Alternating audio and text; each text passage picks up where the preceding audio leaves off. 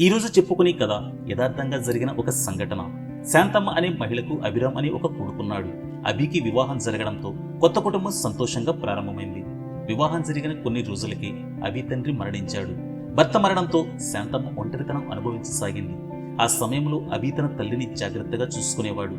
ఆమె ఒంటరితనాన్ని దూరం చేయడానికి అభి కొంతకాలంగా తన తల్లిని తన గదిలోని నిద్రపోమ్మని చెప్పేవాడు. తల్లి ఒంటరిగా బాధపడకుండా ఆమెకు తోడుగా ఉండడమే అతని ఉద్దేశం. కొన్ని రోజుల తర్వాత అభి భార్య అతనితో, ఇంకెంతకాలం మీ తల్లిని మన గదిలో ఉండనివ్వాలి? మీరు మీ తల్లితో మాట్లాడి ఆమెను ఒంటరిగా పడుకోమని చెప్పండి అని అంది. దానికి అభి, ఇంకొన్ని రోజులు తల్లి మన గదిలోని ఉండనివ్వు, ఇదేమంత పెద్ద విషయం కాదు అని అభి తన భార్యకు నచ్చజెప్పే ప్రయత్నాన్ని చేశాడు.